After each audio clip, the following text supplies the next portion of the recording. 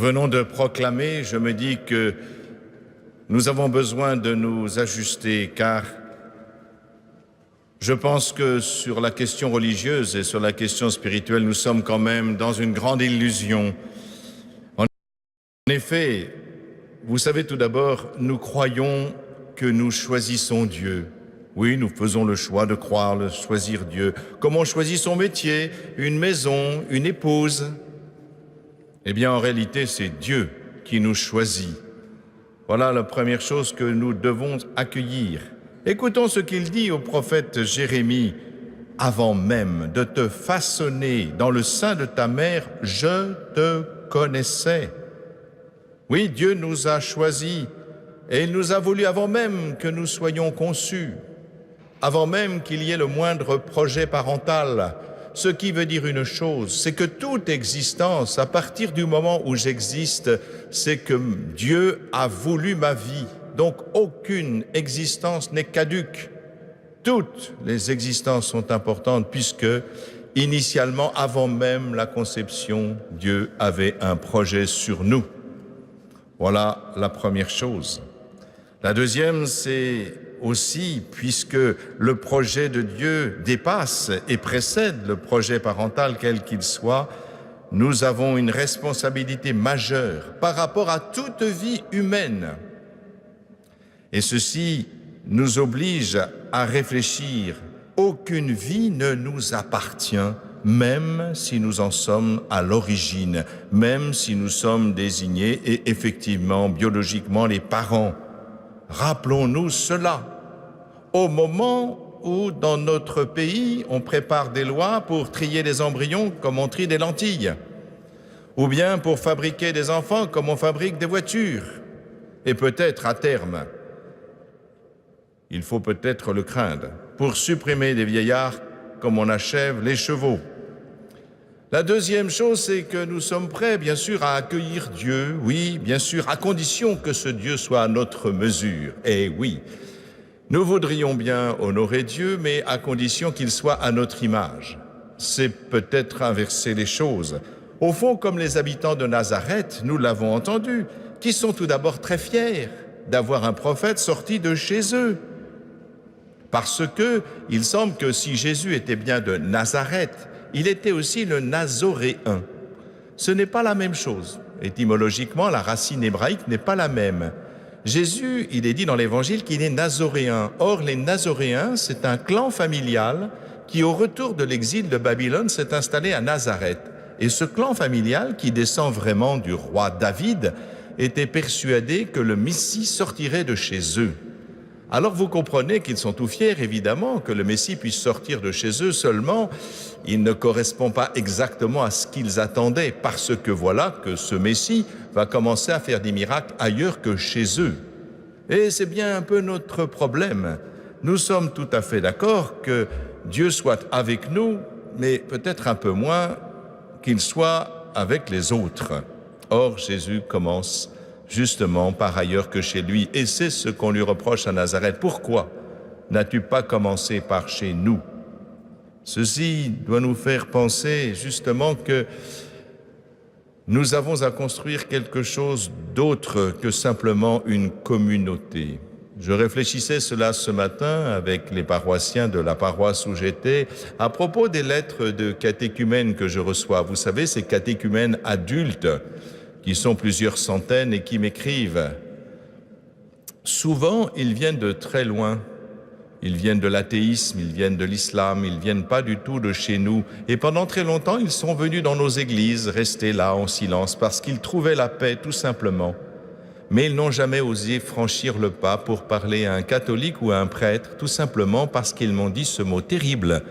Nous nous sentions illégitimes. Illégitimes, vous vous rendez compte ? Personne n'est illégitime. Il serait illégitime si nous étions une communauté renfermée sur soi. Mais non, nous sommes frères et sœurs, parce que notre fraternité ne vient pas de cette petite communauté que nous constituons, mais elle vient de Dieu. N'oublions pas que Jésus est venu pour le salut du monde entier et il a donné son sang pour la multitude. Personne n'est illégitime, personne, jamais. Même quelqu'un qui n'a jamais mis les pieds dans une église.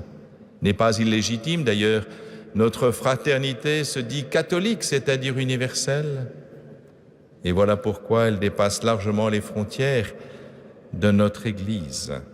Rappelons-nous cela en nous rappelant la manière dont les Nazoréens et les Nazaréens ont accueilli Jésus. Ensuite, nous voudrions aussi choisir notre religion comme on choisit sa boisson gazeuse au supermarché. Et oui, les habitants de Nazareth n'ont pas voulu recevoir ce fils de charpentier, banal, ils croient le connaître par cœur. Ça me rappelle que dans les années 70, après les fameuses années 68, beaucoup de nos fidèles chrétiens catholiques qui ont été bercés dans la culture chrétienne ont été cherchés ailleurs, ce qu'ils pensaient ne plus trouver chez eux. Ils se sont tournés vers Krishna, vers le bouddhisme, vers les religions extrêmes orientales, parce que, comme les Nazaréens, au fond, leur religion chrétienne leur semblait assez banale et sans intérêt. Et oui, mais aujourd'hui encore, je reçois toujours ces lettres de catéchumènes, qui sont les enfants et les petits-enfants. Certains me disaient, mes parents ou mes grands-parents sont d'anciens 68ards. Et ils n'ont pas voulu me transmettre la foi catholique. Ils m'ont dit, tu choisiras plus tard sans me donner rien du tout comme consistance spirituelle. Et beaucoup me disent, j'ai ressenti un grand vide. Et ils me disent aujourd'hui leur joie d'avoir retrouvé ce trésor de la foi chrétienne, ce trésor de l'Évangile, ces valeurs de l'Évangile qui ont façonné notre pays. Et c'est eux qui le disent. Voilà aussi comment nous n'avons pas à choisir en fonction de nos sentiments passagers, mais de chercher la vérité de Dieu qui dépasse infiniment nos conceptions usuelles. Comment accueillons-nous et nous laissons-nous émerveiller par le message de notre Seigneur Jésus-Christ dans notre pays qui croit tout savoir sur le Christ et qui ne sait plus rien au fond. Enfin, nous voulons choisir d'aimer à notre manière. Comme on disait alors, il faut profiter de la vie, se donner du plaisir et même le fameux slogan « jouir sans entrave ». Après bien des dégâts, 50 ans après des souffrances multiples et une déstructuration de la société où nos relations sont devenues liquides, comme on dit, c'est-à-dire inconsistantes, on se rend compte que cet amour égoïste, moi d'abord, ou parce que je le vaux bien, cet amour possessif n'est pas l'amour, même pas un ersatz d'amour. L'amour, en effet, vous l'avez entendu, prend patience. L'amour rend service. L'amour ne jalouse pas. L'amour ne se vante pas, ne se gonfle pas d'orgueil. Il ne cherche pas son intérêt. Il espère tout, il endure tout. L'amour ne passera jamais.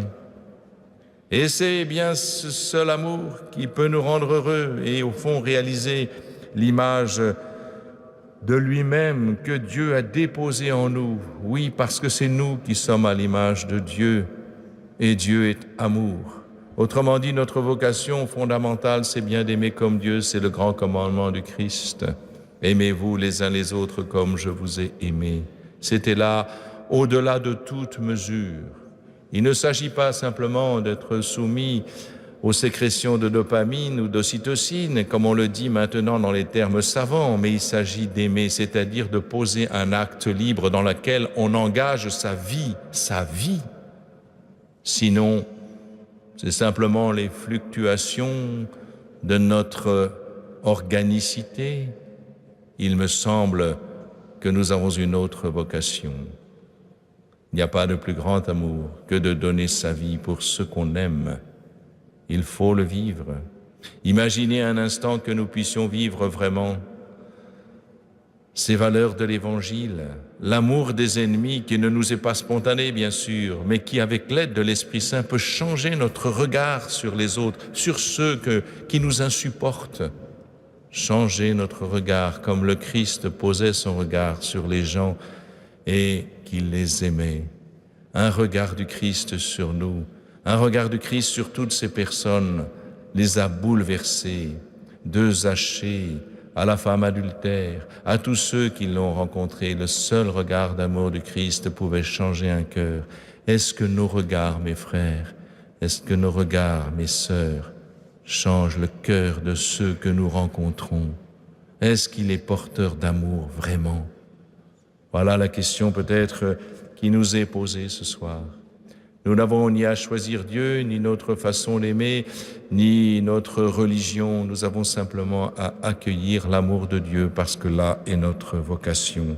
Seul cet amour nous humanise en nous faisant accéder au divin. Amen.